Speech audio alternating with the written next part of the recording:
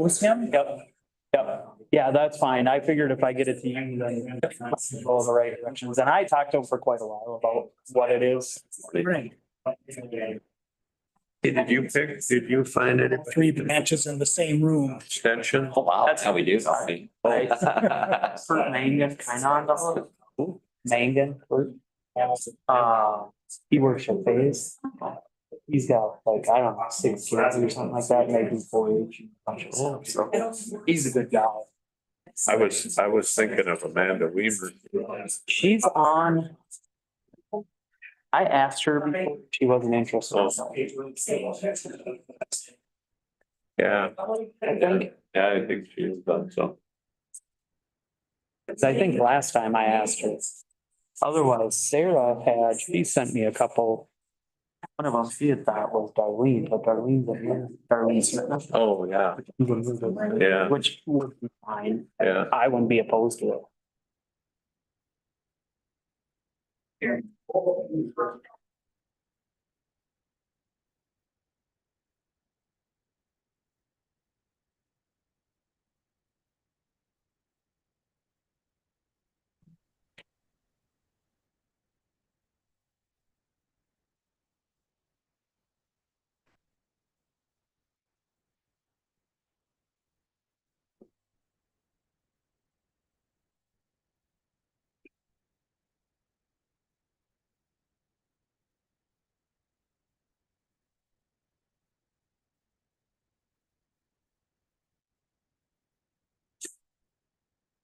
All right, I just flipped to 10 o'clock, so I will call the meeting to order. If you guys for the Pledge of Allegiance. I pledge allegiance to the flag, United States of America, and to the republic for which it stands, one nation, under God, indivisible, with liberty and justice for all. Is there anybody that would like to speak for the public forum? Right, we will move on. We need to adopt the agenda and we have some additions. Madam Chair, members of the board, there is one addition. If we could add regular agenda item 3.1, Pine County Early Childhood Expansion Initiatives. It's an amendment to the agreement to change one location from Finlayson to Willow River. I'll make that motion. I'll second. JJ, Matt, okay, JJ, so we got a motion. AJ made it, I seconded it. Motion by JJ, second by Matt. Are there any questions on that? All those in favor say aye. Aye. Opposed? Motion carried. Approve the minutes from October 15th, the regular and the summary for publication. I'll move that. Thanks, Steve. Second. Thanks, Josh. All right, got a motion by Steve, a second by Josh. Are there any questions on those? All those in favor say aye. Aye. Motion carried. Minutes of the boards. We've got Trust for Public Land correspondence on the Rock Marsh Wildlife Management Area, HRA EDA, Pine County Land Surveyors Monthly Report, and the Pine County zoning minutes. I'll move. Thanks, Matt. I'll second. Thanks, Steve. Got a motion by Matt, a second by, are there any questions on any of those? All those in favor say aye. Aye. Opposed? Motion carried. And approve the consent agenda.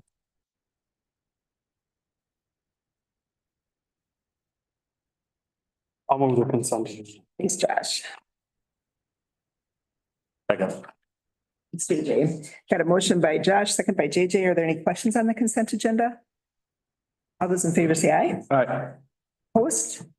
Motion carried. Well, Judge Wynn, we were just talking about Heather. I'm sorry. That doesn't happen every day. Welcome. When I tell her that, Commissioner, she's gonna be pretty upset. We were talking about her and it was all good. No. When I first went on the bench, I was the only woman in the whole PIC area that had ever been appointed to the bench. That was 23 years ago. And people would come in and tell the bailiffs, I'm here to see the woman judge. Judge Wynn was appointed and I thought, how are they describing me now?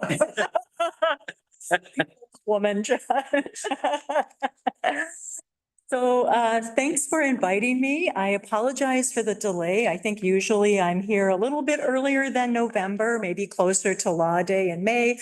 But we've been busy up on the top floor of the courthouse. And so this was kind of the best that we could do. But I appreciate you asking me to be here. I think all of you know me, so I don't know that I need to introduce myself, but I will ask you to please interrupt me and ask any questions. I really want this to be whatever information it is that you want from me about what's happening on the court's floor and with the state of the courts. So I'm happy to answer any questions that I can, but I did put together a presentation, but I'm absolutely not married to it, so we can go off script, no problem, okay? I always like to start out with you by giving you an overview of the state judicial system. Of course, we are, the judicial branch in Minnesota, and very proud to be a member of the judicial branch, the third branch of government. This year, we got a new Chief Justice, and that is Natalie Hudson.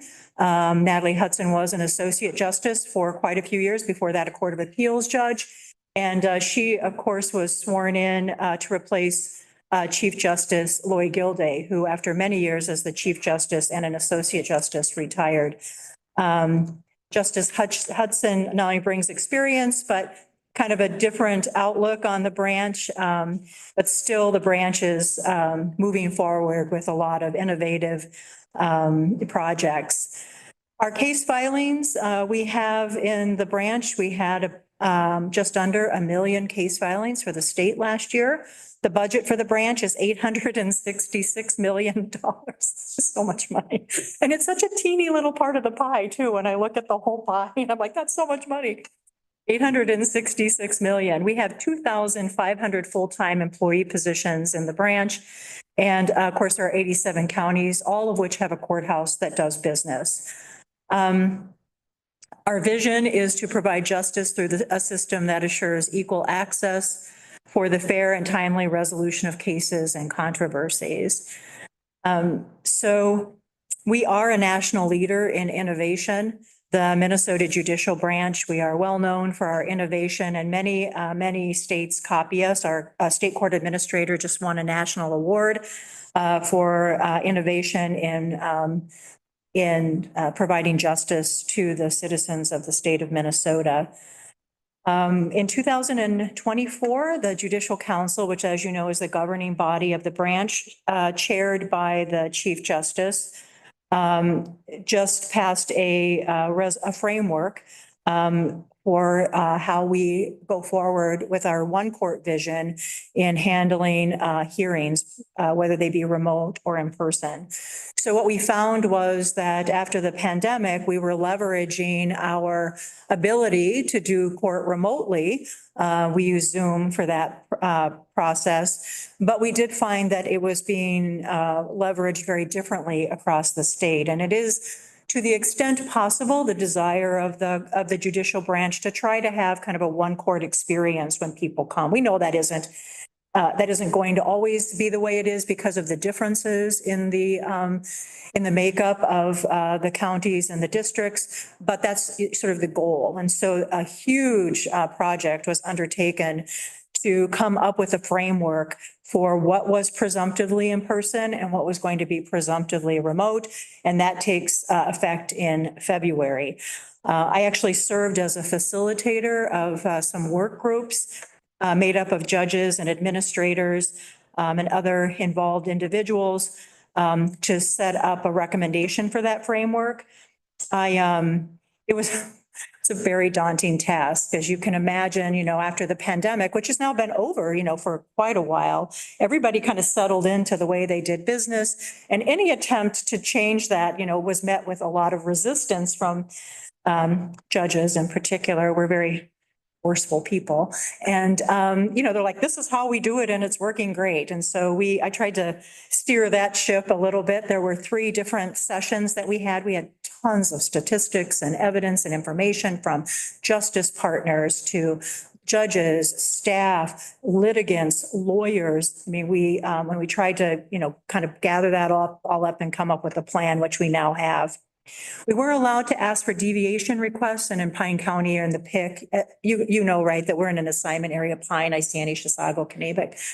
We actually did ask for a deviation, which we got with, in no small measure, as a result of the work of Amy Willard, our court administrator. And I want to give Mr. Frederickson his due. He wrote an absolutely wonderful letter supporting our vision for a deviation request because of our unique circumstances and our kind of remote area. It seems like remote hearings work better when you are in a remote area, or we can leverage them better. So we'll see what happens in February. It's going to be an interesting transition. Anytime we transition, there can be some angst, as it were. Our state committees, Pine County, the judicial branch in Pine County does have some presence at the state level. Amy serves as the court operations advisory work group member, a criminal and juvenile justice information, and bureau and criminal apprehension advisory group member. So she's doing state work. As I told you, I was asked to be a facilitator for the work group on the one court hearing framework. I also serve as a mentor judge for new judge orientation. That's a week-long training program for new judges appointed in the state of Minnesota. And I spend all week with those with those judges, myself and one other mentor judge. I do that once a year. And I just got back on Friday and it's exhausting, but we have the judiciary is in great shape. We have some really remarkably talented judges coming on. There've been a lot of retirements. I think we probably see that across all sort of areas of life, right? Like a lot of retirements. That's true with the branch as well. We had, how arrogant of me when I say the branch, I'm talking about the judicial branch, but we just call ourselves a branch. Like we're the only one. We're the whole stool. But the judicial branch has had a lot of retirements. In Anoka County, which is in our district, the governor just appointed 4 new judges, all at the same time, because there were 4 retirements out of that county. So it's a big deal. It's a lot going on. So we try to get these new judges up and running as quickly as we can. Judge Wynn teaches new judges across the state child protection. She does come to that program as well and teaches child protection to the new judges. Any questions about what's going on at the statewide?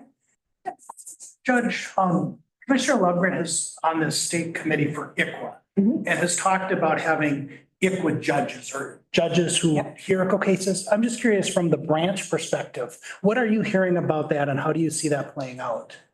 So that's an interesting question. We have, I'm going to say from my experience of being a children's justice initiative judge and serving on the Judicial Council for 6 years, I know there have been many iterations of how we move forward with Indian Child Welfare Act cases and child protection in particular. There has been a real attempt to get some subject matter specialists out there within the judicial branch. And so judges that specialize in child protection, because there's it is very statutorily driven. The timelines are very tight. You're trying to make decisions quickly. It is a different way of doing court. As you know, most of our court hearings are adversarial, right? You have a plaintiff, you have a defendant, they have different positions, and the judge is the one that kind of, makes the decision. In child protection court, you kind of start out with the idea, certainly there is an adversarial perspective to it, but really everybody wants the kids to be reunited if they can. And so you really come at it with a very different vision, particularly when we deal with our children who are ICWA designated, because the whole purpose is to keep Indian families together and intact. In fact, if we have an ICWA child, the standard is even higher, not just for removing children from that home, but also for making decisions about child protection and termination of parental rights, which is really not favored by almost all of the tribes that I have had contact with. They prefer placement to a relative. So in any event, it's been going on for a long time. I think we have kind of picked up that gauntlet some in the pick. And we designated 2 judges to be child protection judges. I don't think we have enough ICWA cases to really parse that out and say, oh, we're just going to have one judge do ICWA. But these are judges that are doing a lot of child protection. And so they are ICWA specialists. We also make sure that the attorneys that deal with these families are understand and are trained in the Indian Child Welfare Act and its requirements. So, of course, we also have the Minnesota Indian Family Preservation Act as well that we deal with, which is somewhat similar, I think, to ICWA in most regards. So what we have done is, designated these 2 judges, and then Judge Brosnahan, who's over in Isanti, she is planning to leave the bench next year, to retire from the bench next year. And in anticipation of that, come January, Judge Wynn is going to be the child protection judge for all 4 counties. And so I think we are picking up on the vision of the branch, the judicial branch, and the vision of the justice partners and those who work in the ICWA community to really have a case specialist. And Judge Wynn is a case specialist. And she has developed great relationships with the attorneys that the county attorney, the family attorneys, the social workers, both for Pine County and for the Mille Lacs Band of Ojibwe. And she is an expert, a specialist. In fact, that's why she teaches CHIPS, right, to new judges. How that looks going forward, I mean, I think we're there with regard to an ICWA specialist with Judge Wynn, but I think there's still room for some innovation and some changes. And I know Commissioner Lovgren is very involved in that project, and I did tell her to get a hold of Judge Wynn. And of course, I will also mention to Judge Wynn your interest and ask her to reach out to you. The question was, should we be doing these cases in person? Because we are doing them, a lot of them remotely. Anytime we have an evidentiary hearing, anytime we take evidence or make factual determinations based on contested evidence, we do that in person, just so you know. But a lot of hearings are quick in and out, you're making quick decisions on, is there going to be, a trial home visit, and are we going to continue the out-of-home placement?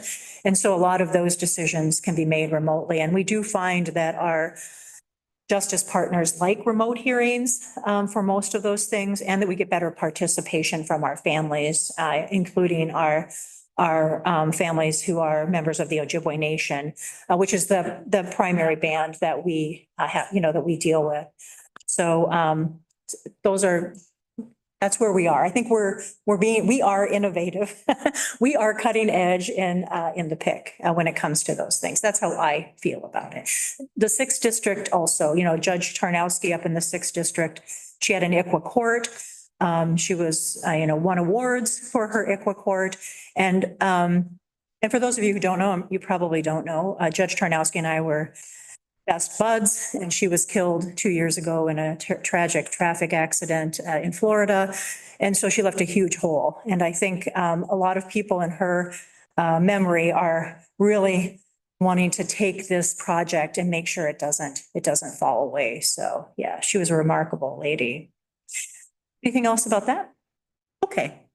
Then let's talk about what's going on in the 10th district and our pick assignment area. We have a new chief judge, was Judge Hillius. Do any of you know Judge Hillius? He lives in Pine County with his family. He actually was our chief judge. He's chambered in Kanabec. And then his term ended, and our new chief judge for the district is Elizabeth Strand, and she's chambered in Wright County. We have a self-help center that is very robust in the 10th district that does provide services in Pine County to self-represented litigants. You may know this. We have a lot of self-represented litigants, a lot of folks that just can't afford attorneys, primarily, of course, in civil and family type cases, because the public defenders are available for criminal folks who can't afford to hire an attorney. The Self-Help Center last year served 367 Pine County litigants. So they provided services with regard to how to access forms, how to fill out forms, how to file documents with the court, where to go for resources and support. And so far this year, we've had 395 Pine County citizens who've received services from the Self-Help Center. So it's a very robust situation. Yep, go ahead, yeah. Judgment, where is it? Judge Martin, I said it, I'm sorry. Terrible. young and pretty, I think. They're twins. Anyway. I'll blame it on my eyes. Not wait to tell us. That self-help center, Mhm. connected at all with legal aid service? It is not, and that's a really good question. So legal aid is actually for Pine County. The legal aid services come from Justice North and they're officed out of Duluth. That's their big office. We actually do have a legal aid office in Pine City that serves Pine and Caneva counties. They run what we call the volunteer attorney program. So they do families, primarily family and some public benefits work and evictions for people who are unable to hire attorneys and that meet their service criteria. And then they also will get folks volunteer attorneys if they're unable to, provide those services in-house. The Self-Help Center is actually funded by the 10th Judicial District. It is a project of the judicial branch in the 10th district. And so there is a statewide self-help center that is funded through state funds. But the 10th district, probably, I don't know, maybe 10 years ago now, has it been that long? Been a while. Decided that we needed a more kind of local support. And it has really grown. They call themselves, that's the Litigant Services Program. And so, yeah, it's paid for by the 10th district out of their budget from the state. And where are they located? Where does somebody get a hold of them? So they have office hours in Pine County every other Tuesday morning. Amy, is that? They're here for a full day, I believe, on Tuesdays. I think it's Every Tuesday? Every Not other? every Tuesday, every other. Tuesday. Every other Tuesday, they're in Pine County. They send a lawyer that works for this litigant services program to Pine County. And then they have a little dedicated space right by court administration. So people can use the court administration window. They have a space to talk to them. However, the litigant services director told me that most of their services are still provided via email and phone call. So they get a lot of, people can call. I actually will put the phone number for the self-help center right in my court orders. So people will come in and they'll provide me with something that, is not right. And I'll say, you can call the self-help center if you need help with these forms, and we give them the number. So they're posted all over the building, and court administration liberally hands it out. Also, law enforcement has a card that they give out to folks with civil disputes, and that number's on there as well. Anything else about the self-help center? Am I boring? I feel like I'm being. No, I know you guys expect me to come and be like Shecky Green, right? There's nothing funny happening this year. Nothing funny is going on. So let's see, we have an early neutral evaluation program. We started that in 2011 in the PIC, and we recently consolidated all the district programs. I'm on that committee. There was a lot of meetings about that, but we have one consolidated early neutral evaluation program now for families who are going through divorce or custody cases who it's not mediation, but it's an alternative to mediation, and it is kind of administered through the judicial branch, through the 10th district. So it's a really great program. Some folks opt out and go to mediation, and that's fine too. Let's see, we in Pine County have been giving time to Anoka. As I said, Anoka had 4 retirements. And they're underjudged based on their case statistics. So we spent 12 judge days since July in Anoka County. It feels like most of those were me. Is that right? I don't know. They're like, you can have Judge Martin. She'll come. So we've been doing them in person, that is an embarrassing, funny story. I got stuck in the Anoka County Courthouse and could not find the exit. So that was super humiliating, and I just walked around like a little rat in a maze. That building is so bad. It's so hard to find your way anywhere. And finally, I was rescued by one of my colleagues who was a little she was a little bit exasperated with me because I'm like, I can't find the exit. But she's like, and then I felt like that old lady, this way, Judge Martin, look at you. Violations on there or something? So, here, huh? some code violations they should look into for signage above your? I think what the problem is that they have, the problem to me, what happened is, for me anyway, they've kind of got it on lockdown, so they have one entrance and one exit because everybody has to go through security, right? So my mistake was that I come into the building and one of my colleagues was coming in at the same time and he took me through the secret corridor with his badge. So happy day, but I couldn't get back out through the secret corridor because I didn't have the badge. So then, and they're like, just go back to where security is, but I didn't know where that was so I just roamed around for a while until I finally figured it out. Most people come in that way and they know to go out that way. So, because there's just one entrance and one exit now to the building. Yeah, so anyway. One wonders if you can't find your way out, right? Should you be there at all? I can't go back. We do some things remotely for Anoka as well. And to be honest, we are in the process, Judge Stefan and Judge Wynn and I, in consultation with Amy, are trying to come up with a plan to actually help out more. Our case filings are down.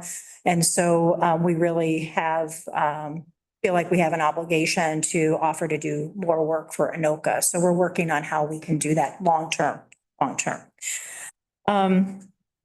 So we are busy at the district level as well.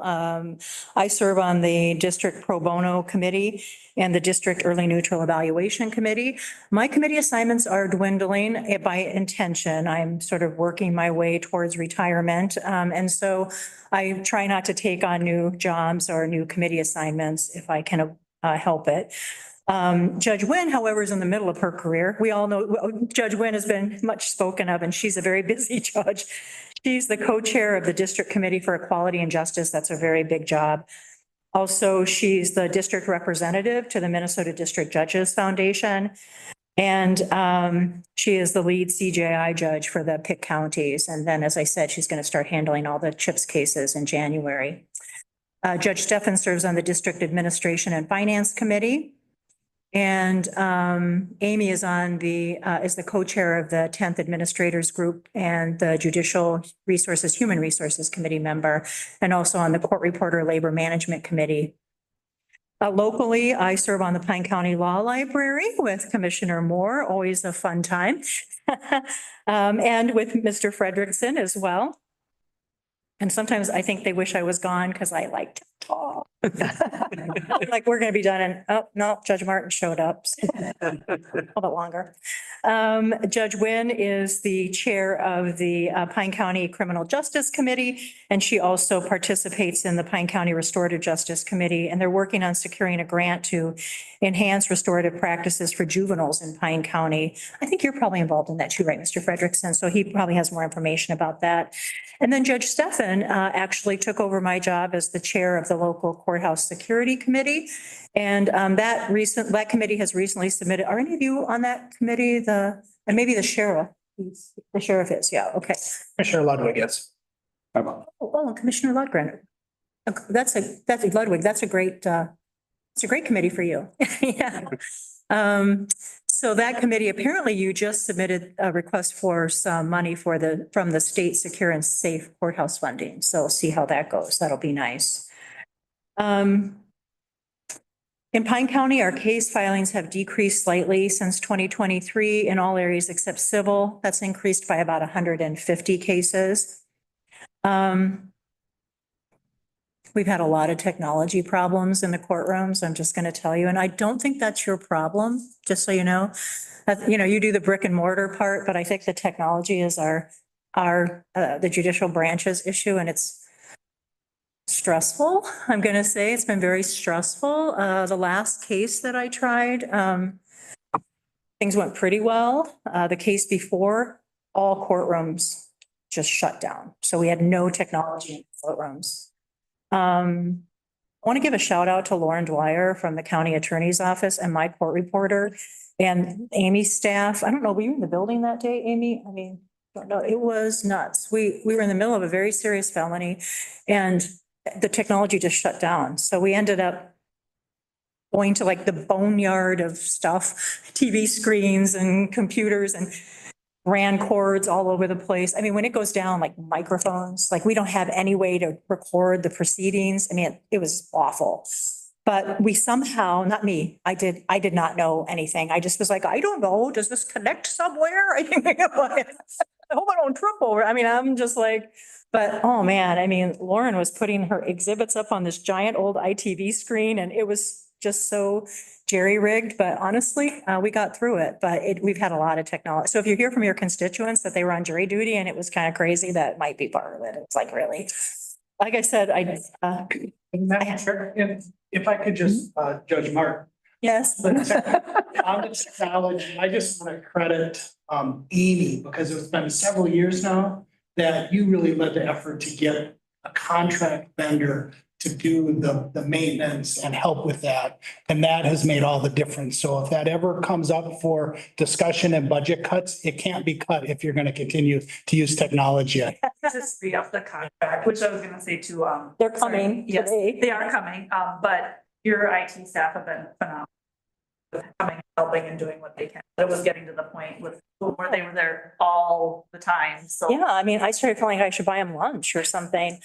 Actually, and I should have credited your IT folks from the county. They're not responsible for that, but because we had to like run cords and they came up too and helped us out. It was a all hands on deck effort, and I don't think that, I mean, the jurors I certainly told them, hey, we've had some technology issues, so things look a little different, but we got through it. We got through it just fine. Actually, right before I left the building today, I have a jury trial starting this afternoon. I'm going to pick a jury this afternoon. And right before I left the building, my in-court associate, Alex, who used to work in the jail, he came in and said, courtroom A is down, Judge. We're moving to courtroom B. And I'm just like, oh, God. Okay. So we'll see how it goes, right? Our staff is working very hard. There are 11 of them. We only have 4 staff people in Pine County that have been with us since before the pandemic. So we have a really new crew and it's been a lot of training for Amy and we have training issues. So, but they're working hard and they also process in Pine County all the criminal casework for the 4 PIC counties. And then they also staff the 3 judges' hearings. So we each have a staff person who's assigned to us for our hearings. We've done some piloting of state and district projects, record requests, e-check-in, and centralized Rule 20 examiner assignments. And then our Self-Help Center and Pine County Court Administration attended the Pine County Community Connect event. I think you guys were involved in that. That was on August the 21st in Hinckley, and they connected with about 50 people where they provided information and resources about the branch and self-help services. So that was a really successful event and outreach process. So we are busy. We're working hard. Do you have any questions for me? I'm out of funny stories. I'm sorry. Madam Chair. Yep. Are you feeling comfortable with the safety of the building? That's a good question. I feel like that I'm safe when I'm in my chambers. Getting to my chambers might be scary sometimes. I've stayed in the building before when I've had somebody that I thought was scary.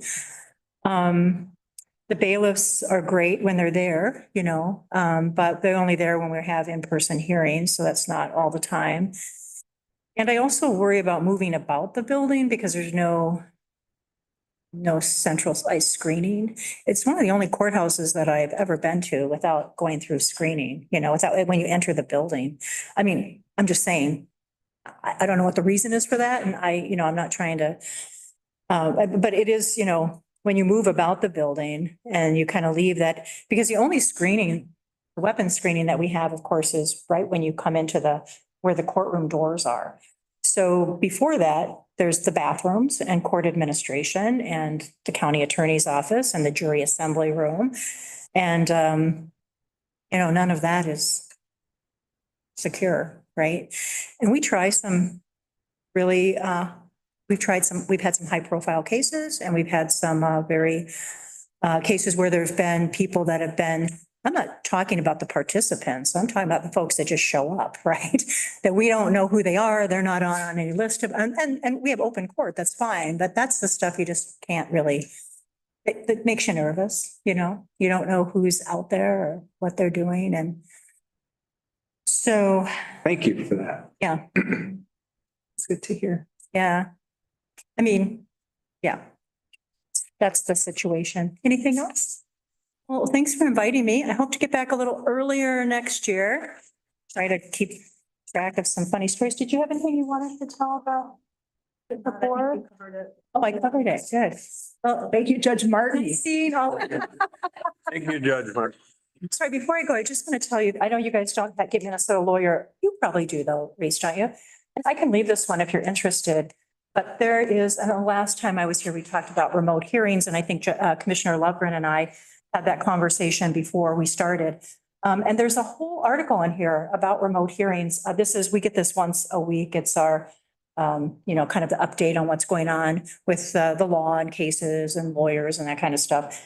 And there's a whole article about remote hearings being a game changer for rural access to justice. So if you're interested, can I leave this for you? Okay. I'll make sure everybody gets a copy. Okay, very good. Sure. Thank you. Everybody. I'm always available. If you have any other questions or you want to reach out, you can email me or call me or drop by the chambers. Okay, or if you want to come back and visit us, if you want to come to court and watch, please do. We're happy to have really anytime. You're welcome in our courtrooms, our Zoom court, whatever if you want to watch child protection court, just check in with Judge Nguyen. So you are welcome in the building. Thank Okay. you for your time. Thank you. Thank you very much. Thank you. So we are going to move on to the Land Advisory Committee. You want to start this one, Matt? Yeah, I can. We had our meeting on October 22nd. A lot of things were discussed, and these are the things we are recommending to put forward. Anyway, there was new tax forfeiture online auction. It's with the whole new law, we're thinking about going to an online auction, so we're consider putting all the new tax forfeitures on the online auction unless the county auditor finds that the property would be more suitable for an in-person and adjoining landowner sealed bid auction. And then something we've been working on for quite a while is the memorial forest dedication to the veterans. And so today we're going to consider approval of resolution 2024-55. And that's a resolution dedicating the memorial forest lands in honor of our military veterans. Then we have the Sandstone Trail project, which is the snowmobile trail that connects from the Grindstone Lake Road, the one that comes into Sandstone, that blacktop. And it was a joint venture about 20 years ago. Between the county, I think it was Minnesota Power maybe was even involved with that and some other group, but they made a snowmobile trail and they connected into the city. That became in disrepair, and then we have that trail, Parks and Trail, part of our tax forfeiture sales. So we recommend supporting that project up to $79,250 with the city taking the other half. And then with that, they applied for a grant to help the cost. So if the grant comes through and those dollars come in, we'll share that grant 50-50 to backfill the dollars we spent. Weren't they hoping that maybe Sandstone Township and the Del Grove Township might also give a little bit towards that? Oh, okay. I think that was part of it too. Okay, yeah. So then the Matthew Laurie State Trail, that's an agreement we have. So we're consider entering into an updated agreement with the Department of Natural Resources for the Matthew Laurie State Trail contingent upon the state providing updated maps because their mapping of the trail is a little bit off. And then Department of Natural Resources requests to purchase a tax forfeited parcel ID number 08 .0131.00. And that, we considered denying that current offer and move to put it forward to the public auction. Just because they kind of lowball off of our appraised value. And we'll see what happens with that. With that, I will make a recommendation to approve those. Do you want me to keep going on other things we talked about, or do you want to handle that first? Let's do this first. Do it first. This first, yeah. So I recommend to move those forward. A motion by Matt, second by Josh. Okay. Let's open it up for discussion. Does anybody have any discussion on the online auctions for the new properties that are coming up as tax forfeited? Yeah, I got two things, Madam Chair. Mhm. That ties into the whole dedication and everything else. Guess we'll just start at the beginning. It says, and Land Commissioner Beck wasn't available to be here today, or he wasn't. He's right there, and he was at the meeting. Okay, here it is. It says here, Beck noted he sent out letters to 18 townships regarding the memorial forest dedication. 2 responses. So there's only any more come in since this was printed, or just? Oh, yeah, we did bring that out to, all of our townships that, have memorial forests Oh, great. within their. Thank you. Sorry about that. We did, send out notices to 18 townships that have the, county memorial forest lands within their jurisdiction. Arna Township had 2 individuals that, I have my notes here on that, that responded. There was some confusion over what we were looking at doing, and their main concern was that we were not adding to the memorial forest acreage, but we were retaining what we've been managing for the last 30, 50 more years now. And then there was also a comment from one of the citizens that they were wanting the designation to be brought forward and up front, that our veterans were totally involved in this, and with Mindy's assistance on that, and bringing it to the DAV, American Legion, and the DIW, it was very well reviewed by them and passed. And then there was one in Kettle River Township, there was also a comment from a citizen that saw that we were part of the memorial dedication was the boat landing on Fox Lake. And he was interested in purchasing the boat landing, which at that point they mentioned to him that our county board would probably not be very supportive of selling a boat landing on a public lake. Other than that, we had no comments at all on our designation as a conservation memorial forest, and also the dedication to our veterans, our military veterans. All right, yeah, because I guess I would just hate to rush into this. I mean, you mentioned 30 to 50 years right now we've been managing these lands. And we've had a bid go out for example, the building up there in northern Pine County, and only one person even turned in for a bid. I don't know if the mail gets lost or the carrier pigeon doesn't fly on the right day or whatever, but What parcel, may I ask, was that?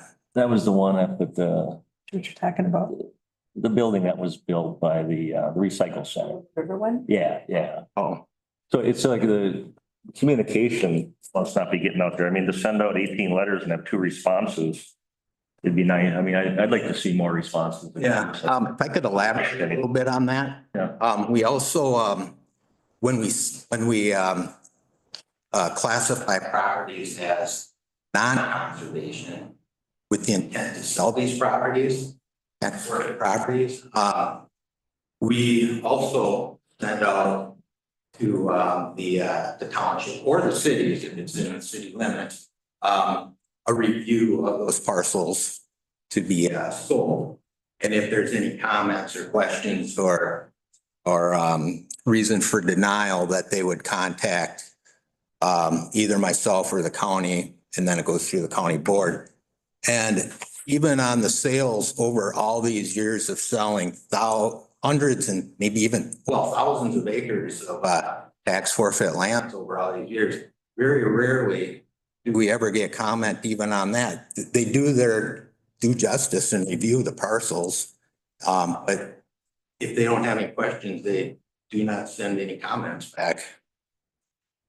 I think the thing that Mindy got a lot of comments back from our military. Oh, absolutely. So you heard from a lot of people. So we did get a lot of correspondence back, just not from the townships. Steve? But this is really good, the memorial forest thing.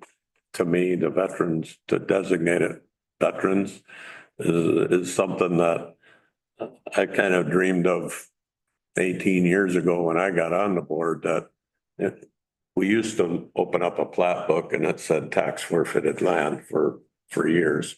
And we got it into memorial forest, and it was always my idea to memorialize those forests in somebody's name. And I think this is better than picking one person and calling them whatever the name. Greg Beck Memorial. Yeah, That was awesome. But to do it in memory of our veterans, I think is a great tribute. And I thank the land committee and Greg and Mindy for their work on getting it to this point. So I'm excited about that. Can I read a little bit on that, Steve? So back in 1990, when some of us were still in high school, but that's when I started working for Pine County. And Elementary. I was working for the county then, you're good. But the county had 50,000 acres plus of tax forfeit lands. And over the years, we sold some, and then probably like about 10 years ago or so, we still had about 48,000 acres tax forfeit lands. And if we kind of determine who was in the driver's seat at the time, if we were gonna sell anything or if we we're gonna hold back and retain it. So it was thought at that time that it would be really good to have a focus on what we are going to be retaining and what we're going to be selling. So through our advisory committee, as well as the county board and others, there was certain criteria that we looked at to retain properties and then to sell the remainder of them. So at that time, we had about 48,000.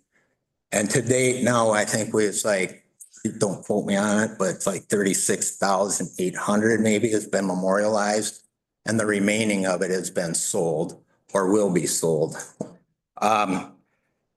In the process of our management, we've had a lot of others that have been very prominent in getting to where we are right now. One of them is our townships. They're our partners, the memorial forest lands that are in their jurisdiction, so to speak, in their backyards. And then also the DNR, trails, forestry, wildlife, those that we've worked with, Minnesota Deer Hunters Association. We've recently had projects with them as well as American Bird Conservancy. And our memorial forests are by law allowed to be designated as such for the purpose of long-term forest management, and to take a little step further than that with public recreation as well. And without the harvest of our timber and our logging community, which I would like to bring up, none of this would occur. So see a pulp truck running down one of our back roads, and that you understand that they're extremely part of Pine County Memorial Forest. Well, so when we did the designation of our memorial forest lands, It was somewhat assumed that it was already in law, state law somewhere, that it was gonna be dedicated to our military vets. Much as Memorial Day is designated to those who lost their life serving our country. But lo and behold, we find out it isn't. So here we stand today, and I find it rather interesting that those are military veterans who have stood up for our freedoms of what we can have in America today. On voting day, one of our greatest treasures. And here we are to acknowledge and honor our military vets on voting day through our Memorial Forest lands. And the ball started out small and started rolling down the snow, the snow bank, the hill. And as it's been picking up speed, our snowball is getting larger and larger. And a lot of people have been involved in this, and it's really interesting to see where this is going. And just as the snowball goes down the hill, it gets faster and faster. Seems to be getting bigger and bigger. And I don't know, if Mindy would like David has a little bit on the veterans of this, because this is what this is all about. So you like this? Yeah, if you could, from so many veterans on what we're doing, I think that it would be good to get that. Absolutely. Thanks. When Greg brought this first to me, I had all the commanders and had a meeting here at the building and brought them in, and I had a slide presentation. I explained what this was all about, and Greg and I were here. And then they took it back to their VFW, American Legion, DAV, and brought it to them. Then if anybody had any questions, they would call me. And so there was some questions when Greg first made up the signs. There was different words used, and a few of us got together and came up with for your courage, honor, and commitment. That's pretty much the only thing we request to be changed. Otherwise, it was a tremendous feedback of veterans thinking that this is an honor. We had, of course, the skeptics that are like, well, what's in it for me? Or who's doing this for political gain? But we're good. So yeah, they had a lot of good feedback and a lot of positive attitude about it. I think it's such an honor to honor them with this, an honor for us to be able to say thank you and to donate this or dedicate this to them just for what we wouldn't be here today if it wasn't for our vets. Absolutely. But not. Absolutely. And just one more thing that we talked about, Greg and I kicked around the idea of having one be the Air Force Memorial and one be the Navy and one be the Army and the Marines. And then we thought about just having it overall veterans, because the person from Pine City might not necessarily travel to Bruno to see the Air Force Memorial for us. And then when you're driving through on your snowmobile and you see that sign, that's the Veterans Memorial. So Coast Guard also. Coast Guard and the Space Force. Absolutely. So, all right. Thank you. Absolutely. So are there any other questions on the memorial forest? Yeah, I can continue, but Madam Chair. Mhm. Just the urgency is, I mean, of course, there's, thank you. Everybody here. We all agree on this. Honor veterans for everything, certainly myself. I have. But just there's so many other things, valuation, we actually had a piece of land that was forfeited wrong, and it never should have been forfeited. There was a piece up in my district, Windermere. And it's still, maybe Reese could, if he could, not trying to put him on the spot, but with everything that has to be settled yet with forfeited land, I understand there's cases going on now where people can submit claims and they can appeal some decisions yet. And this still isn't resolved by any stretch. This is all land that forfeited way back, and this doesn't have anything to do with the Tyler versus Hennepin lawsuit. So this is land that will not be contested or questioned. Okay, if the title work is correct, if all of a sudden a piece doesn't show up that was Yeah. wrongly, a wrong legal description like we already went through. Yeah. I mean, was everything completely researched that there isn't another parcel that's gonna pop up that someone's gonna say, hey, this is actually still deeded to me, and I know they don't want to be in a predicament to now be the person taking something from, you know, a memorial forest or that's just what has been. I believe the memorial forest land is all been done long before and is past that statute of limitations. So we know that for a fact then. It, If you come to the mic.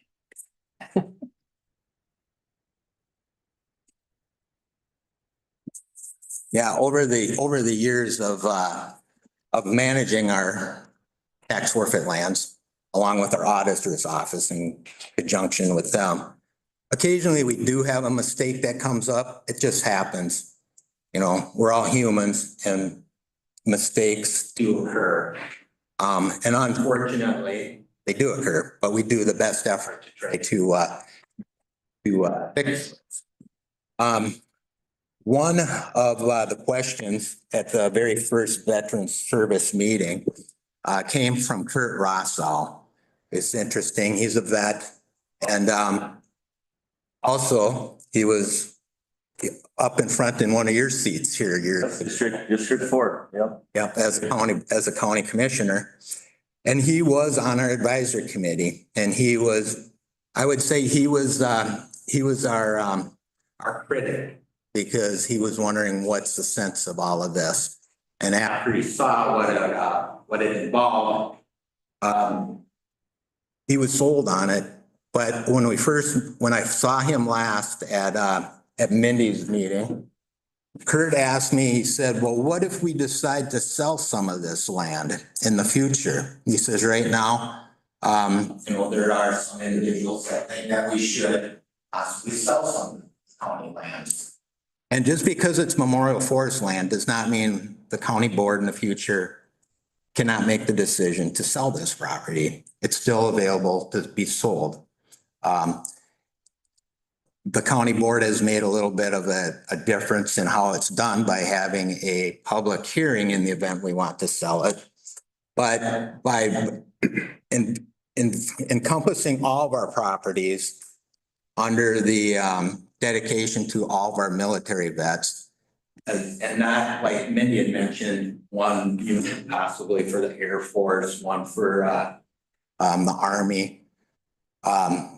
We don't have units, so if the county board were to ever want to sell some, it's not like we're selling the Korean War veterans unit or something. We'll probably always continually have some memorial forest lands, because it does make sense. Whether we sell some in the future or possibly add to them, that's a county board decision. And then also to answer your question, JJ, was that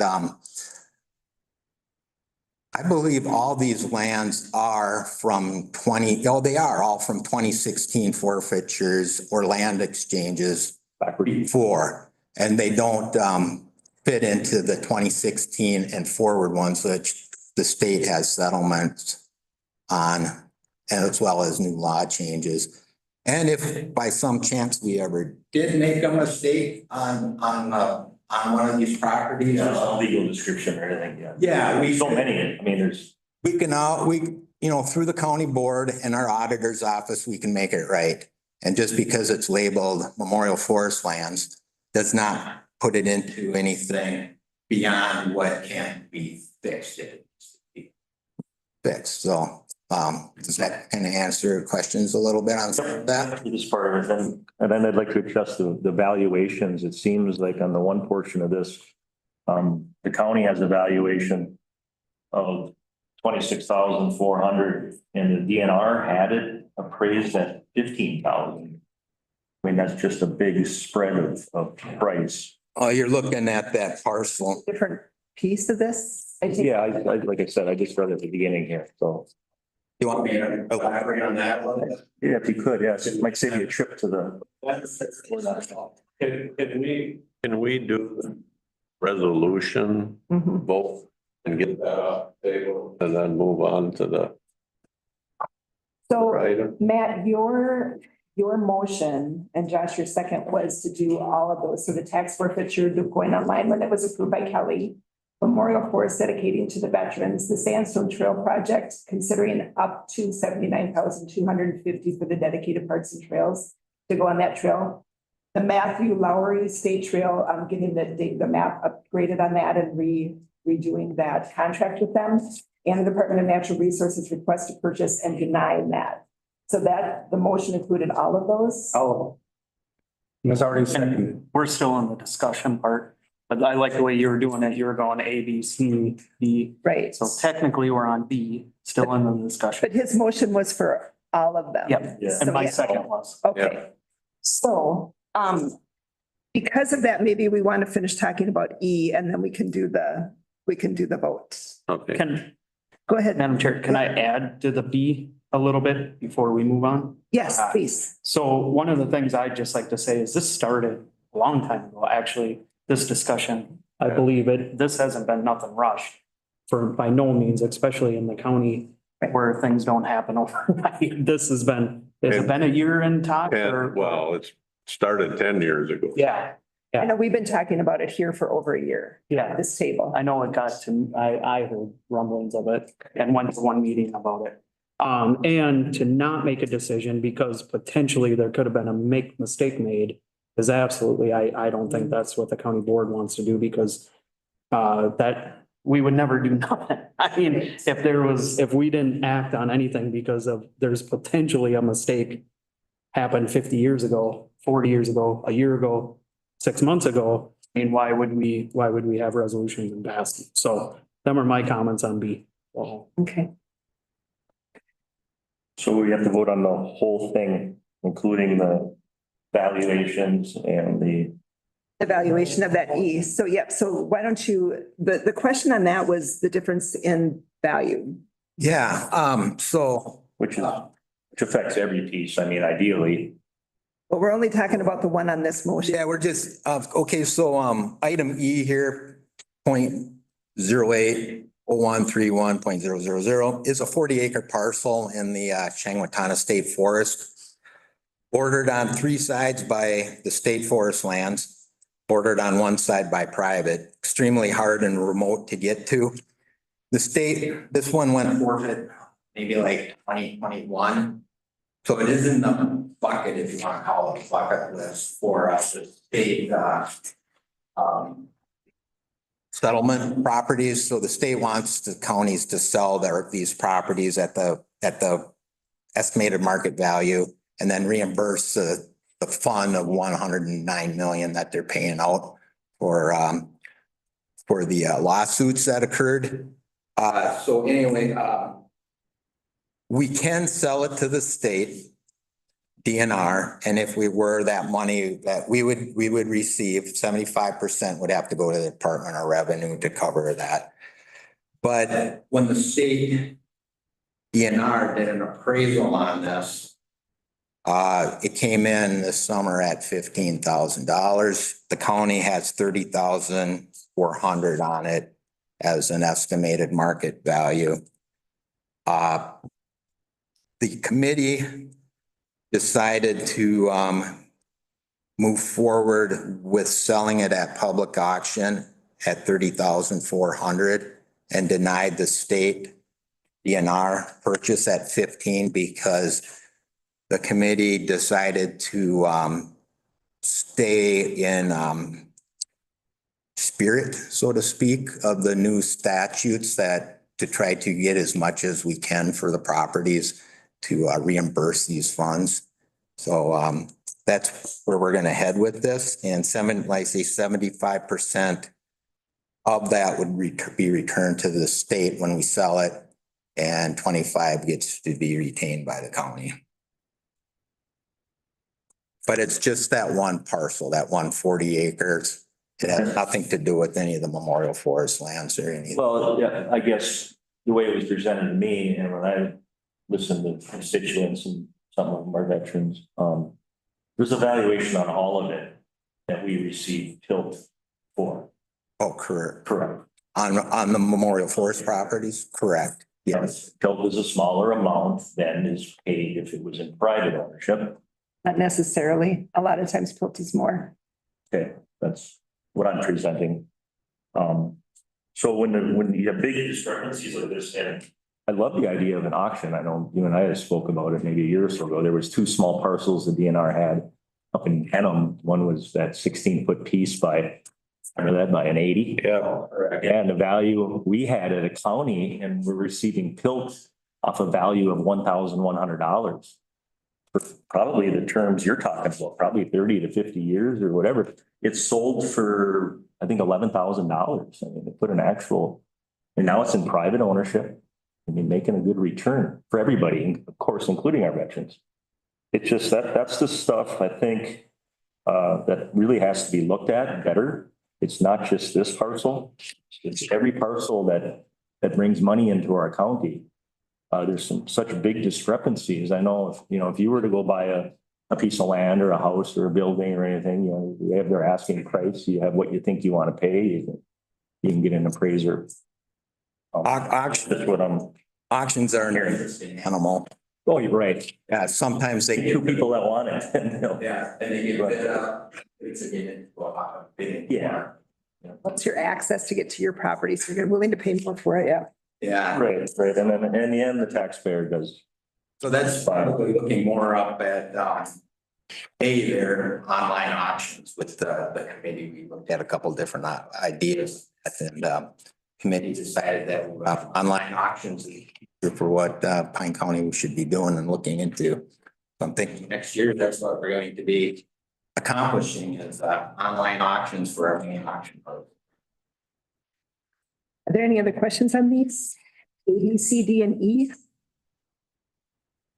All right. Thank you. Thank you, Greg. All those in favor say aye. Aye. Opposed? I'll abstain. What is your reason for abstaining? Just like what I said, it's to lump all of them together. There could be a better discussion of what all this property value is. Not just this one piece. I mean, I'm talking the entire way we look at doing things. Okay, well, my understanding for abstaining is that it has to affect you personally. Am I right on that, Reese? So you either need to say a yes or a no. Or rescind. Are you following Robert's rule of order? Well, I'm following, you can't abstain if it doesn't affect you personally. You want to break this out into A, B, C, D, and E and vote on each one The individually? motion was made for all of them. I'll still abstain. Any legal advice, please? Sorry, well, it's past four. I'm sorry, what? Given you've got the four votes, I guess it's. Okay, motion carried. Thank you. Okay, now we'll talk about some of the other things that came up at the land committee meeting. Thank you, Reese. So, the Minnesota Deer Hunters Association were very gracious and they allocated $5,000 to do a parking lot in New Dozy Township and then to do some seeding. Which the pictures of it are phenomenal. What they were able to accomplish with that was great. And then we've got the 6 campsites in section 24 of Fleming Township are now open and they're being used. The small boat and access on Crooked Lake is being used. It was originally approved to utilize $11,000 of Parks and Trails, but it came in at $10,737.50. And the pictures of that were amazing too. They did a really good job. Do you want to talk a little bit about the city of Finlayson? Do you want to give an update to what you found out on that one? Yeah. Since I didn't like your email, I'll let you talk about it. What's that? Since I didn't like your email, I'll let you talk. Yes, there's always things that we do in our line of work that are not really all that enjoyable. And the old Finlayson Creamery is one of them. So that went forfeit back in 2021 maybe? Remember? Anyway, it went forfeit. And prior to that, the city had condemned it and then also looked into having it demoed. And I think the value was like $70 time. They didn't do anything with that. They just let it go forfeit.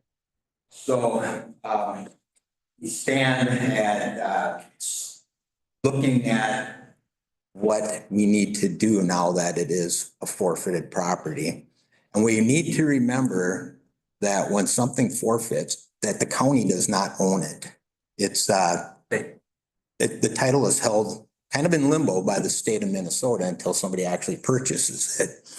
So, being it is in, the title is being held by the state of Minnesota, there are grants and such that are not available while it's in the tax forfeit status. So myself, David, Kelly Schroeder, Leslie Thotter, Dave Ocker from Finlayson, the mayor of Finlayson, and then a few other council members attended a meeting to decide what we might want to do. And we decided that the county would look into and seal the wells and then take care of any asbestos problems that were there. And then the city would purchase the property for $1 and then work through our economic development authority, which is Leslie Sauter, for grants. And then what will be available after that, the city and the county would split the cost of demolition and cleanup. Looked like it might be all right because the only thing that looked like had asbestos in it was some window glazing and some caulking around the doors. Not a big deal. And then wells, it looked like they might have been just typical wells that are inside the building. But through the looking into and the state picked this up because they looked at the asbestos survey and realized that the attic had not been done. So looking up there, it's like, well, there's no insulation. That's going to be good because usually some of that old insulation has asbestos in it. But the lining that's throughout the whole attic contains 80% asbestos. And the second level flooring is rotten and falling apart, as well as the attic. So it makes it extremely difficult to get up there and safe to remove this. That's where we're standing right now. We're kind of wondering what's the best option. The company that did the asbestos survey for us mentioned that because of the safety issues in that and seeing who might actually would remove it, which might be minimal to nobody interested in it, we may have to consider the whole building as asbestos, water it down as we're demolishing it, and then send everything to the demo landfill as asbestos material, which is very, very expensive. And so maybe there is a way we could get that liner out of there. I don't know. That's where my mind goes. This is one of the things that AMC is working on, is being able to get money for blight to help take care of some of these things. So this will probably be presented to them. Go ahead, Josh. Madam Chair, and this is what's frustrating about that law. Right. Because we used to take the money that we made, on some of them you make money, some of them you lose money. And this is going to be a huge loss. As a county, I believe that we should get it taken care of because what is it doing for us? But you know, if we were able to keep the money that we sold other parcels for, that and make a little money, that's where this money's coming from anyways already. I mean, we wouldn't have this money there unless we had this pot for the blight fund that we were taking out of other land sales. But now the state has stepped in and said, you can't keep it. And so potentially in the future that these we thought were great ideas to give the money back to the landowner. Maybe we can sell it back or send a bill back to the landowner, but obviously they didn't pay their taxes. That's why I forfeited anyways, because they deemed it wasn't worth keeping. So it would cost more to clean up, but that's going on a rant about the law, which we can't change. So But thank you for what you're doing. Yeah. So, Question, Madam Chair, if I can. Yes. Yeah, since the United States Supreme Court ruled unanimously on all this stuff, it's not just trying to make good of a bad situation. The wells that are there, I've also visited that site, spoke to the mayor. Could those wells, he was actually gonna check, see if they could somehow be utilized, because some of the old timers you talk to, they pick an area for a creamery, and that was its original use for, you pick an area that has great water, you know, and it's probably an 8 to 10 inch well. Is what I'm hearing. It just, we don't know where it is right now, this area of the building. So if there is actually, I don't know if that's recorded, it should be recorded at the county, shouldn't? The well information should be. And then that might be able, no, that might be able to be utilized yet for that city sewer and water system. yeah, I was Ceiling. told the city, got city sewer and water back in the early sixties. So, there probably are wells on the site. There was a thought that maybe it was outside, but there is a casing out there, but it doesn't go that deep, maybe 6 feet. Okay. I'm thinking that was probably for a signpost or something. Putting, I went inside and took a look around inside there. There is some casings coming out of the flooring, which I think one of them probably is some sort of groundwater well. Maybe not. It's extremely messy. And to try to look around is really tough. When we sealed the sandstone creamery wells, I think that might have been a little different of a establishment, but yeah, there was, I think some of those might have been 10 to 12 inch casings, and they went down really deep into the aquifers. I'm kind of thinking, well, my gut feeling is that these wells are not at the same standard as the ones in sandstone, which is good. Sure. But I think we should address sealing wells after the demolition. Try to, locate the wells casings after the demolition. Because this, even if we were to seal them right now, the filth and health hazards of working in that building, I wouldn't want to send anybody in there on anything. I think it'd be easier to do it after. yeah, I would imagine we have to safeguard that well, that property that the county just put parking in east of Asco, because I think, was that well ever sealed out there? There was a well on that parcel also. I'm sorry. There was I said should be some urgency, yes, to do something with the well, so when it does at least temporarily cover it, and then, reevaluate once the building's out of the way. And there was another well, it just jogged my memory, the property that they just put the parking in east of Asco. There was a well, that was an old farm site. Was that well, and there was a open sewer there? I don't think that was a forfeit parcel, was it? Yeah, it was that one we just did, the parking out east. What's that? The parking on the land out east of Asco. Oh, that parcel.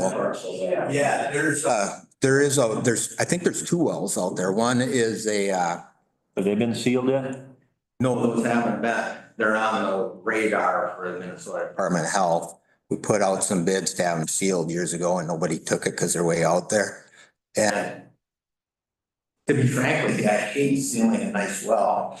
Eventually probably gonna have to do it because they cost so much to put them in. Right. And if there's an ability to use them, I think that would be important to utilize the wells. I know the parking area out there does have a well out there. It's capped, but it's not sealed. At some point, we're gonna have to deal with that. Yeah, they lock it so vandals don't do anything to it. Yeah, but then also the Finlayson well, if there is one, or if it hasn't been. Yeah, you're very well correct that we may want to retain it for whoever purchases the property in the future. I mean, why seal something if it's gonna be utilized in the future? But the city does have city sewer, so we'd have to talk with them on that as well. Madam Chair. I don't, some of the stuff we'll talk about, I think when we decide to do something with the building, but What is the estimate of the cost to tear that thing down? Do we know? About, but prior to its forfeiture which was maybe 5 years ago, I think it was in the $70,000 range. Was that with asbestos or without asbestos? That was with the current asbestos removal, which was just some glazing and caulking, but It'll be quite a bit more. now with the, yeah, attic membrane, that's gonna be, who knows, probably double. I don't know. All right. All right, well, thank you. Thanks, Greg. Thanks, Greg. Are there any other questions on any of the lands? Report? If not, we will move on to the sheriff's office.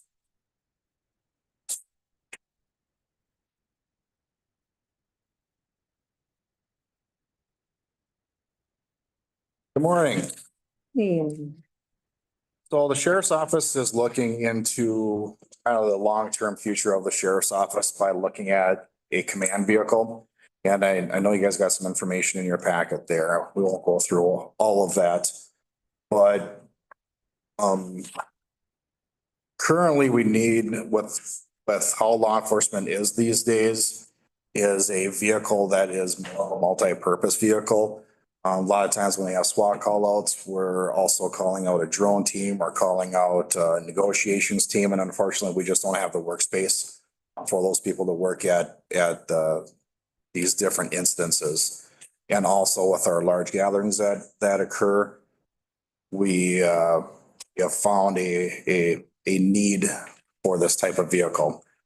Obviously, we know where the county budget is, and for a price tag that this is, it's probably not something that we'd probably be able to fund here in the near future.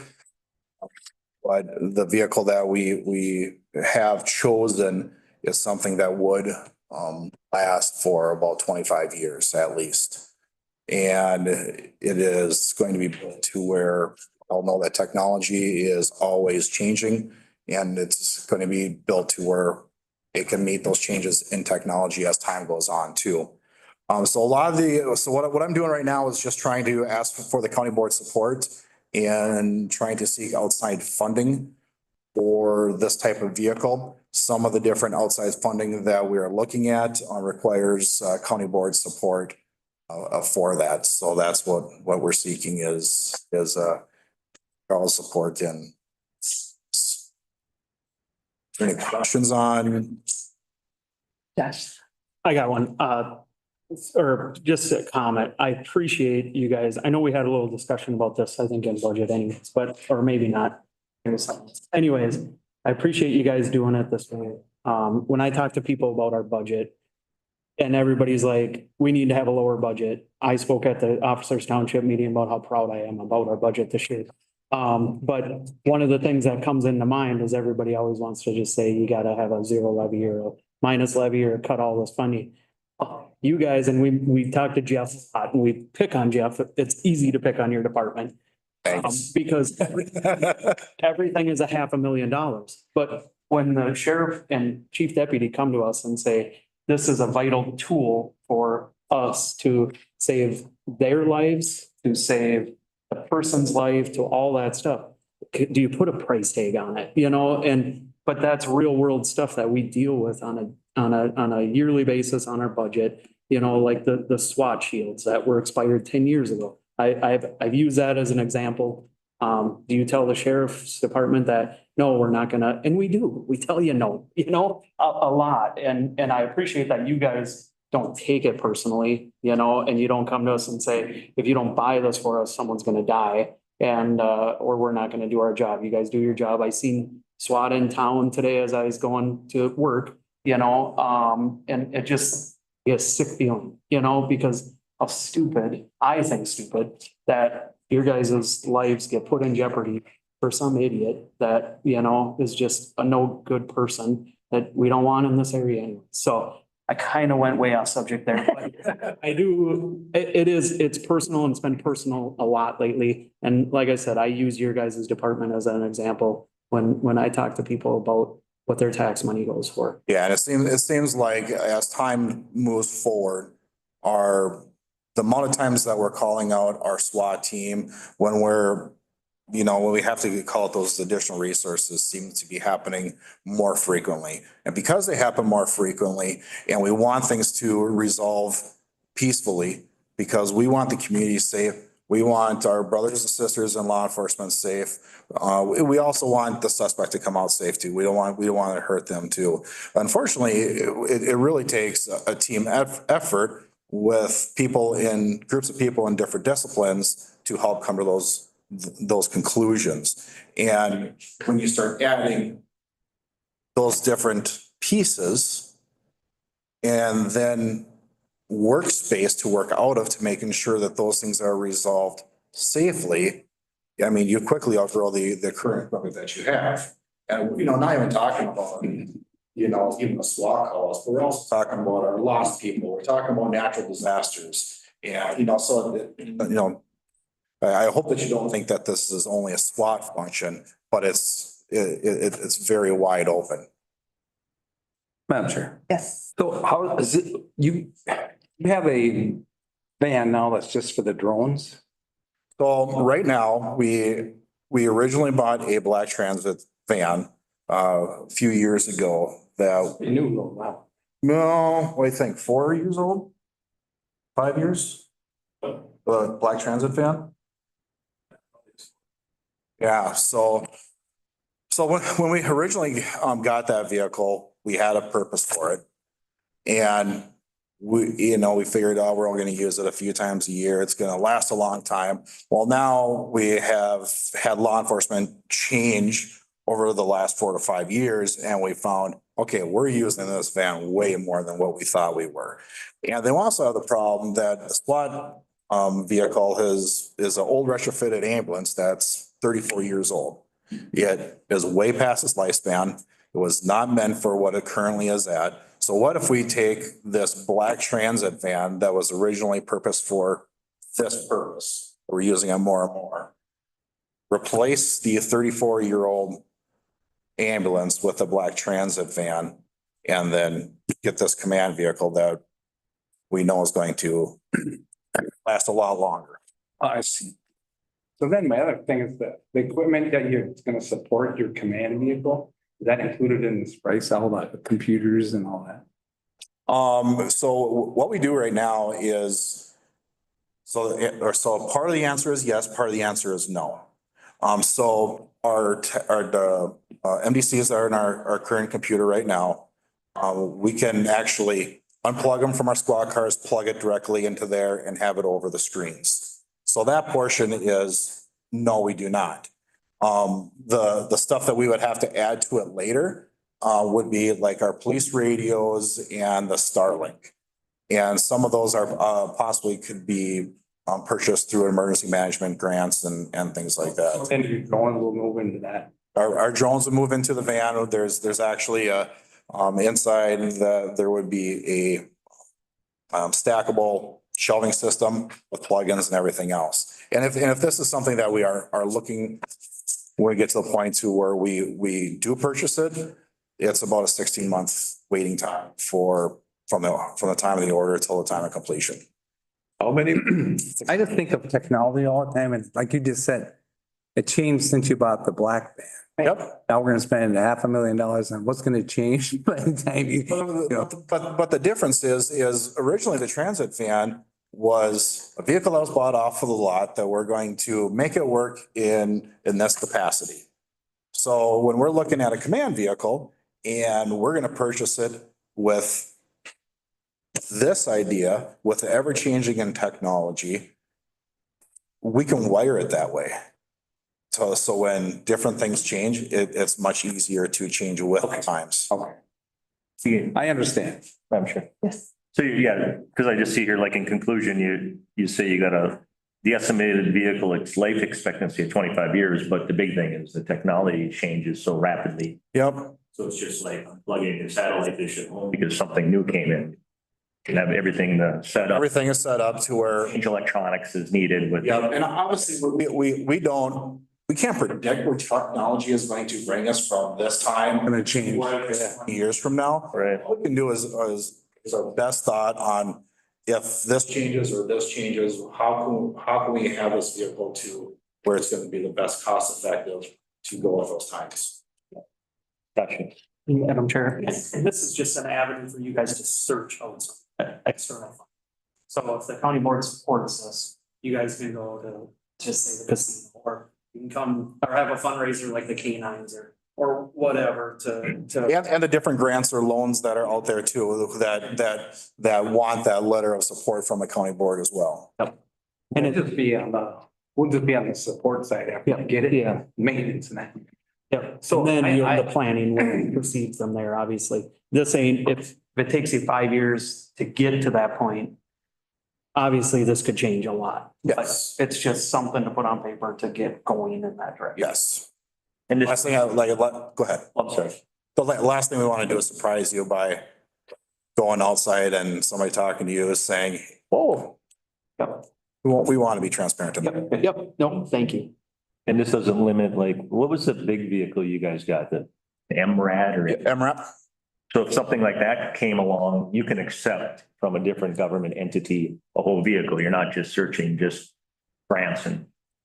Yeah, we're looking more for a command vehicle that is able to deal with, different types of operation depending on wherever, it's got 2 separate rooms, so you can split different things up. Where like something like the MRAP is more specific on what. Okay, I guess what I'm saying, if you're not just limiting to just getting grants. If, let's say the FBI said, hey, we have a sweet rig for you. Yeah, oh, absolutely. Of course, same kind of, Yep.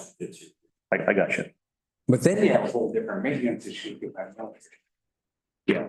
Those parts aren't available to, so are you looking at local style truck versus? Yeah. So That's what I'm getting. basically it's That's a- expensive to support. So basically it's an F. 550. I can't talk, I'm tongue tied. F5. And, so that's a chassis and then the box is gonna be built towards the back of it. That's good. I will make a motion. Thanks. Yeah, I second that. All right. So we got a motion by Josh, a second by JJ. Are there any other questions for Scotty? Those in favor say aye. Aye. Opposed? Motion carried. Thanks for all the work you did on that. Thank you. All right, we have our addition, 0.1 early childhood expansion initiative. And you said this is just adding, oh, hi, Leslie, how are you? Good. Go for it. All right. Well, good morning, everyone. I'm Leslie Sauter, your Economic Development Coordinator. And in front of you, thank you for adding it to the agenda, is a request to allow the county administrator and the board chair to execute the grant amendment. So we've had a slight change to our plan with the childcare grant award that we received from DEED earlier this year. And that is just in response to the Hinckley-Finlayson School District had voted and it didn't pass to use the Finlayson Elementary School as a childcare center. And that is okay because we did have another site in the county up in Willow River that was opening up. And this is a great opportunity to assist that startup with some of the early startup costs of starting a childcare, which makes it hard to open a childcare center. So we are shifting some of the focus up there. We will actually add more slots overall. And so this is a win-win. And yeah. So we're just asking today to allow Dave and Terry to sign the amendment so that we can allocate those funds to the Willow River site and move forward. Are there any questions for Leslie? You did a lot of work on this. Thank you. Sounds like a good plan. Is that a motion? Could be, yes. Okay, got a motion by Steve, I'll second. a second by JJ. Are there any other questions for Leslie? Thank you, Leslie, with the help of Norton. Thank you. All those in favor say aye. Aye. Opposed? Motion carried. Awesome. Thank you, Leslie. And we are moving on to commissioner updates. So we've got Arrowhead and Matt just stepped out. So we'll go to labor negotiations. Oh, you're back. So we're on Arrowhead. Make it. Okay. All right. Labor negotiations. I'll take that. We're still in negotiations. We're scheduled for Friday and one more after that. Okay. Just in the process of back and forth. Okay, sounds good. NLX, NLX was kind of interesting. So they're looking for support from the BNSF, and it's for an FRA, and they needed to make the money givers happy. And I don't know if, I guess there's a lot of people that are going after the BNSF to get money, and so they're not sure if they're going to be able to get that or not.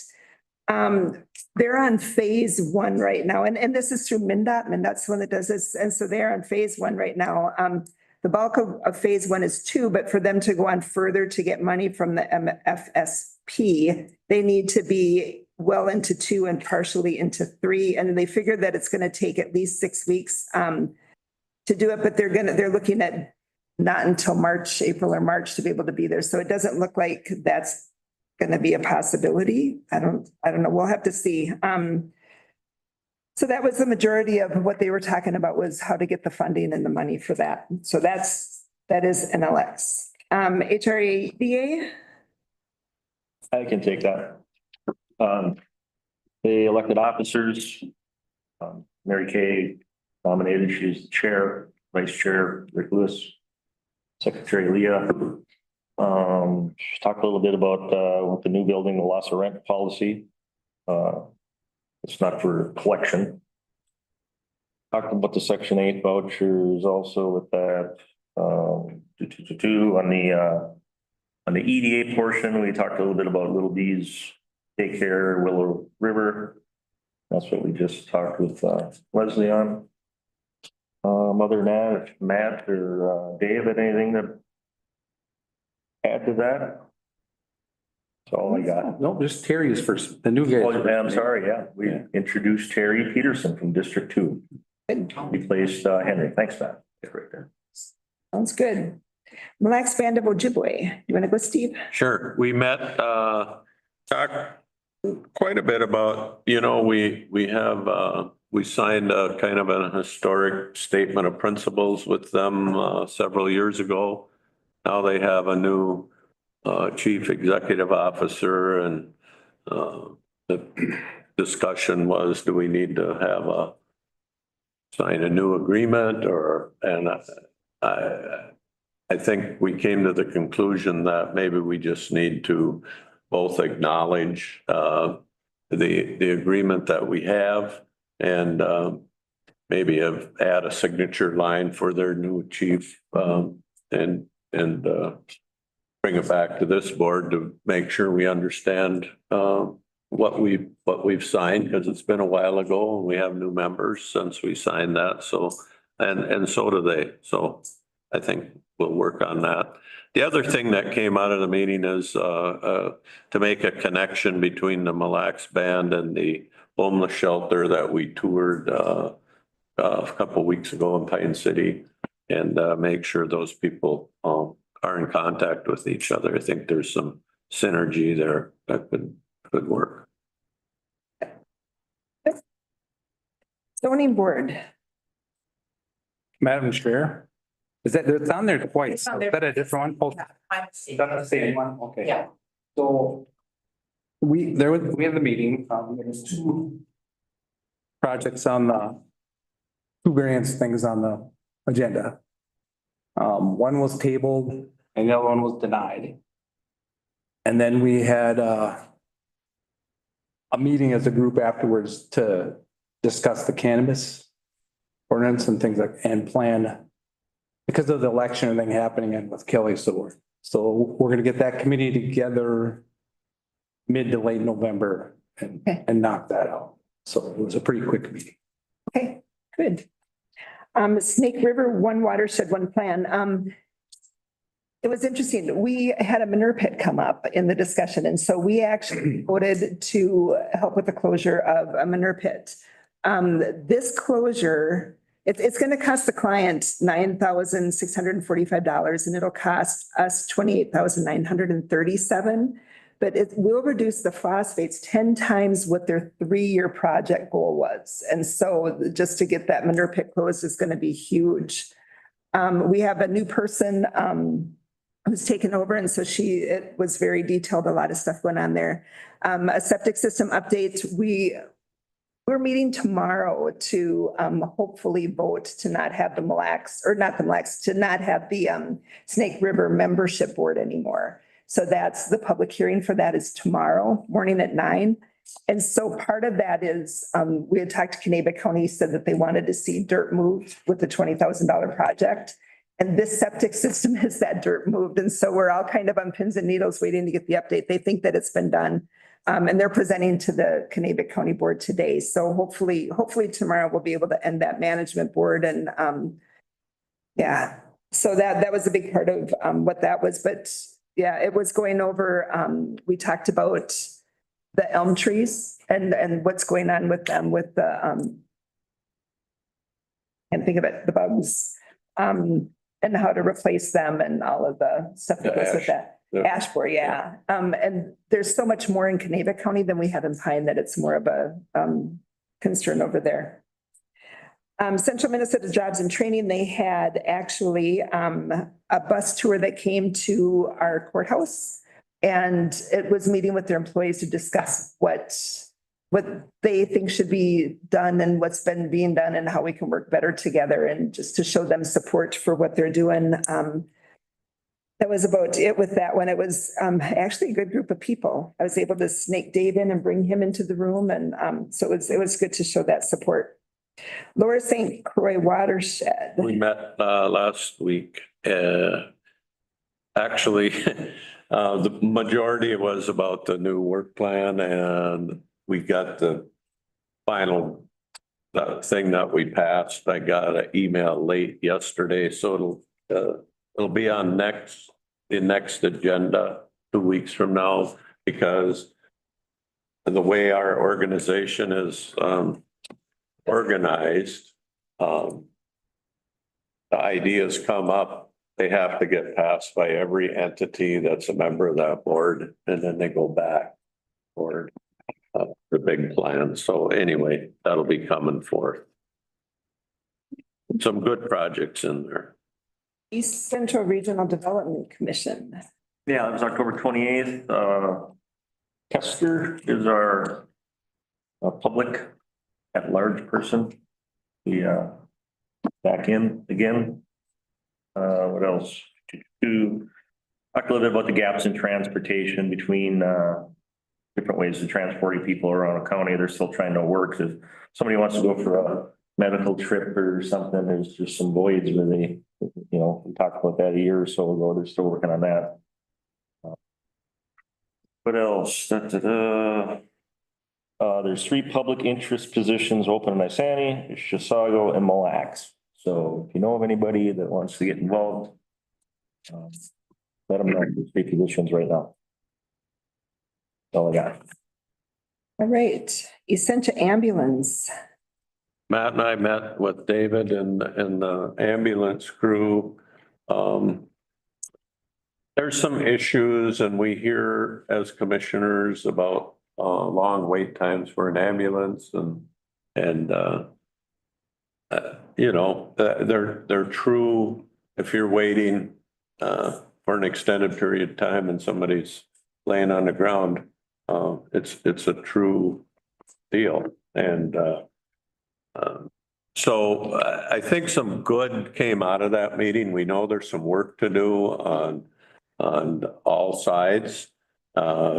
Maybe understanding their system and our system, but we have kind of committed that we're gonna meet once a quarter. Is that what we decided, David? We're gonna go down that route instead of once a year, get a report and try to get on top of some of these issues and figure out really what the problems are. We know there are some issues that need to be hammered out, and so I think if we have kept our ears open at all when we've gone to AMC meetings, we're not the Lone Ranger in this. It's a statewide, it's a nationwide issue in rural settings. There's so many miles between facilities and where people live, and so and the expectations of people. So we'll work on it. I think. Good meeting. I think it was. I think it was a very good meeting and I think the conclusion that I came around a long way with is things are not going to get better if we don't be honest with each other and have good communication. And so that's what we have agreed to do is continue to talk. Can I ask a question? So are we gonna deal with that as a committee from now on, or are they gonna come and do their annual presentation? I think they're still going to give us an annual presentation. I think that. I'm gonna look at Debbie, because did we confirm AJ for next meeting? I think we did. Yeah. So he will come and do his annual presentation. If not next meeting, it will be as soon as he can fit it. Okay. It would still be nice to have little meetings like that, though. Yeah, we're committed to Yeah. orderly. Experience some of the issues. Yeah. All right. AMC district meeting, I was not able to attend. I had another one at the same time. So Suzanne from Carlton went to my place and I talked to Julie and asked how it went. And she said, we talked a lot about getting our AMC people some raises to keep them. And she said it was a 100% vote. So everything went with that. So we'll be seeing, I believe it was a $2,000 increase in their AMC dues is where that will be for now. And then they're going to be redoing how they do the dues in the future. So that was good news. Does anybody have any others? I do. Okay, we'll go Steve first. Wait. I was the lone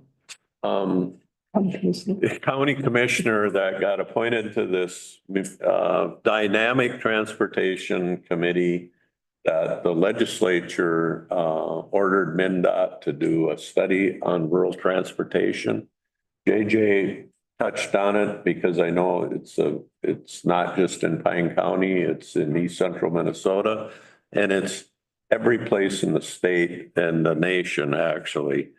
But we have a really good rural transportation system. If you live in the city limits of, for instance, Pine City, you have dial-a-ride and you have point-to-point things you can get to. If you live 5 miles out of town, you've got zero rural transportation help.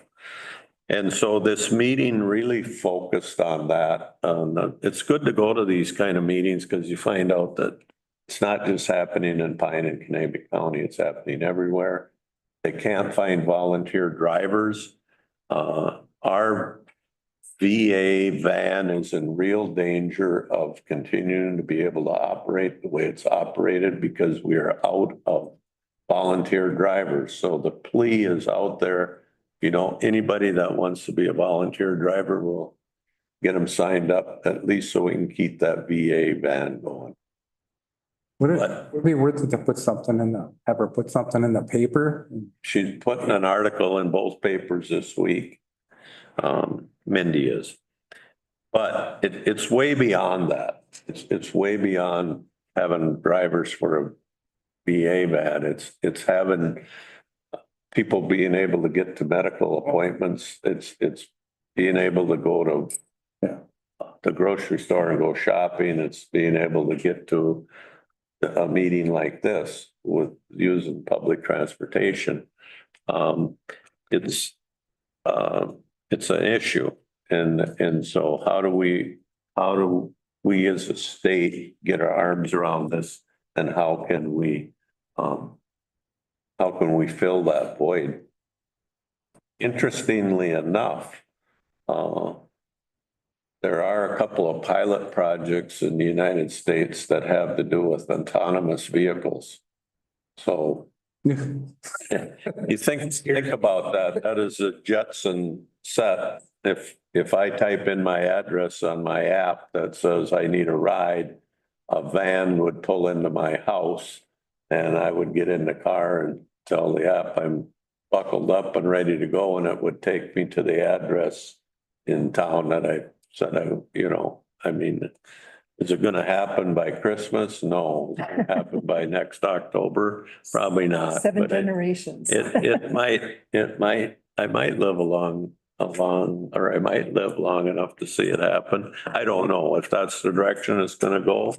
Are we gonna get, I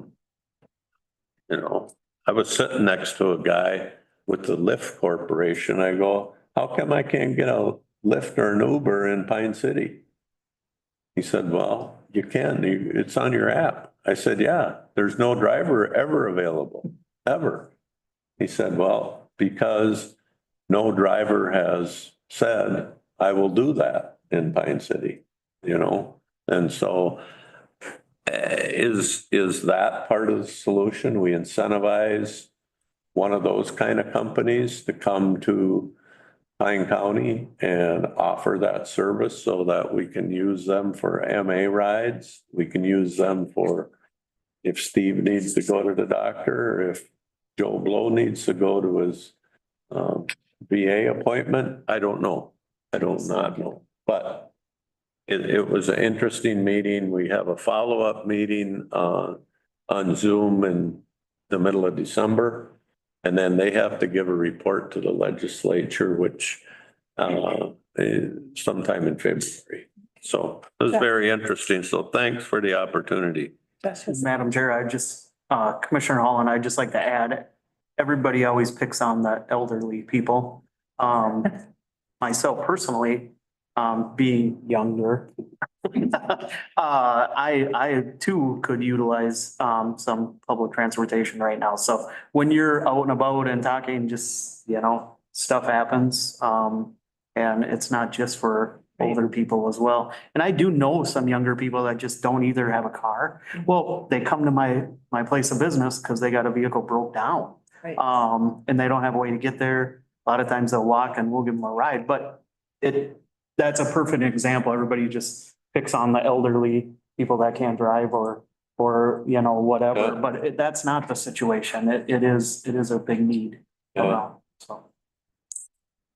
And even if you have public transportation, lived in Pine City, and you had to go to the doctor in Wyoming, Minnesota, you can't get there with public transportation. If you had to go to Essentia in downtown Duluth, you couldn't get from here to there, except maybe can you go one day a week, probably with the 2 or 3 transfers? Is there a better system? Matt, Go time. time. We had the Magis watershed meeting. So they did a project review from when we started, and it's pretty good. This farm ag projects are like 75.6% of their goal is done. Which is that, and there was some big ones, and I talked about before that one big one. The forestry projects are going pretty good too. They're at 30%. Lakes, there's some progress. They're moving on a lake. It's a little different because shoreline stuff is driven different, but it's, and then we worked on setting the preliminary budget for the next thing. So we got that recommendation in. I was surprised at how fast they had stuff on deck up there. Nice. Yeah. All right, I have others. NACO TNT, I cannot say enough how good our employees are. So we were talking about, a lot of it was risk and focus, and it was the TNT and it was also the FIFPA meeting. They were talking a lot about the AI and the maliciousness that's going to be used in AI. And I think we saw it during this election system. Josh, you brought up during the meeting that we had with the township officers that this the maliciousness that's going on with our local is just not acceptable. And so they were talking about with how malicious it is, and a lot of it's AI, and how we need to cover our butts. So one of the things that they said is the GoGov, and I reached out to Ryan, and we're going to be hitting GoGov pretty soon, or .gov. So that's going to be a more protective email system and then that we'll be using with that. Another thing that they said is that whenever we do anything, any information online, that we want to have watermarks on our stationery, because then it's not as easy for other people to replicate. So those are two of the things. We've talked about broadband and the growth, the economic development. The statistics, the rates came in that if you have a good broadband, your growth rate for businesses is 213%. Being in Pine County, we're seeing more of like the 44%. It's that much lower when you don't have good broadband. So that was kind of interesting. And they threw out Beltrami. Beltrami County is outperforming many of the other counties throughout the nation. I mean, this is a national one, and they threw them out as if they've got gigabyte. So that was them. And then we met with Micah. We met with Matt Massman. Is that how you say that last name? We had talked before about the rural counties getting together with them and then what the difference would be with Micah. And if we went with Micah, we would be the smallest, most rural county. He was going to take it and talk to the other counties that are involved with it and see if they would even accept us. So did you ever hear back from him on that? I have not. I haven't either. So when we hear back from him, then one of the questions was if they had a meeting that we could just attend as a guest and see what they do. And so we'll see what happens with that. But we did have that initial contact meeting. I met with the FCC, and one of the things that we need to start doing for our cell phone service, because it's that bad, is there is a mobile challenge. You have to go to the FCC website, and it's their mobile speed test. And so you can go on there and you can test anywhere. You need to do it outside. You can't do it in your house because then it doesn't count. Make sure your Wi-Fi is shut off when you do it. But so I was out at Wilma Township the other day and we were doing it and they have no cell service out there. So it takes a bit and then it'll kick in when they actually get to cell phone service. But it's something that we need to be doing. And if we can get that to our citizens, that would be a good thing. And then the FPIA, we talked a lot about the AI, just the fake things that are going on with that. But one of the other things that we talked about was the green lights for vets, which has been promoted with AMC and all of the other places. And Davis talked to Mindy and she did put a green light here. And we're going to talk about getting green lights for our vets here for next year for Veterans Day and see how if that will work it up.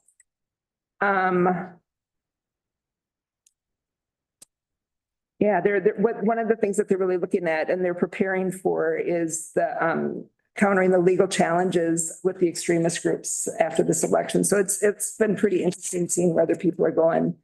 And then the reason I did not go to the AMC was we had the ICRA courts. And so it was the Children's Justice Initiative, that grant. And we had Kayla and Sam from Pine County that gave a very good presentation on what our Family Resource Center's done. And just a drop in money, I think we talked about it at the Township Association meeting. The year that we started at, we were at $1.4 million that we were spending on out-of-home placement. And this year through September, we were at like $33,000. And it's not all because of Family Resource Centers. It's because our staff is really stepping up to help families before the crisis gets really bad. But to know that that's helping and to have them do that presentation was, I think, an honor, just showing the good work that they've done. And so that's where we were on Friday. And that's it for my others. Does anybody else have anything? Okay. Well, a meeting adjourned. Check out next month's or next meetings and we're set to go.